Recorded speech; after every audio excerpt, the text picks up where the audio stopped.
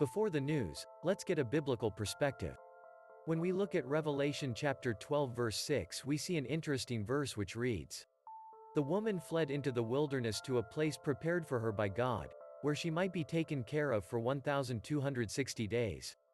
Revelation chapter 12 verses 13 to 14 continues. "When the dragon saw that he had been hurled to the earth, he pursued the woman who had given birth to the male child. The woman was given the two wings of a great eagle, so that she might fly to the place prepared for her in the wilderness, where she would be taken care of for a time, times and half a time, out of the serpent's reach."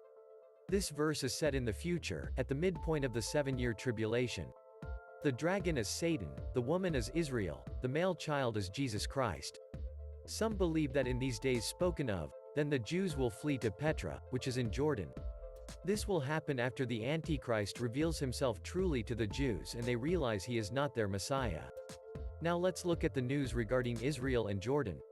Prime Minister of Israel Naftali Bennett meets secretly with King Abdullah at his palace in Amman, the capital of Jordan. A senior security official referred to the meeting as "very good" and a "new page" between the two countries. Interestingly, Israel's Foreign Minister Yair Lapid also met his Jordanian counterpart, Deputy Prime Minister and Foreign Minister Ayman Spadi, in which they agreed that Israel would transfer water to Jordan.